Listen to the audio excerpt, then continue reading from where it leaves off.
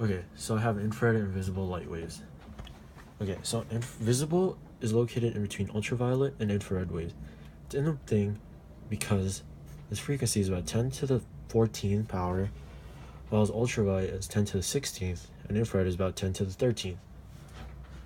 Visible light waves is the only waves we can see. Wavelength is about 400 to 700 nanometers, and its frequency is about 420 terahertz. If you shine a white light in a prism, it can break the spectrum, thus breaking into the colors. Visible light waves are in our everyday lives. We use light bulbs in our houses every day, and the sun is our natural light source.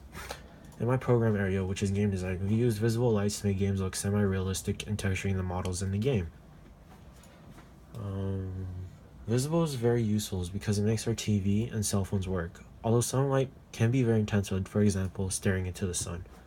According to UCSB Science Line, looking straight at the sun can damage the retina in your eye, causing temporary or even permanent blindness.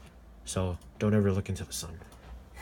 Infrared light is in between visible and microwaves.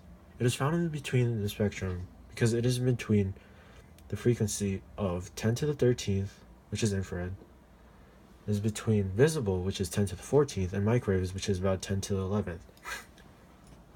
Its wavelength is about 30 centimeters to 740 nanometers, and its frequency is about 3 gigahertz to 400 terahertz. Infrared lights are used in our everyday lives, like turning on TVs with remotes. Some facts of infrared is a form of heat, like on our stoves, and turning on TVs and heating bread with toasters. In our program, the Kinect for Xbox carries an infrared sensors which detects the environment around it to make the game work, which is us. Infrared sensors were also found in light guns. This is how it looks like with the Kinect senses. And infrared sensors were also found in light guns to play Duck Hunt, which is a really old Nintendo game. Okay, some harmful effects is, according to Sciencing, high enough concentrations on infrared lights can cause damage to the eyes as well.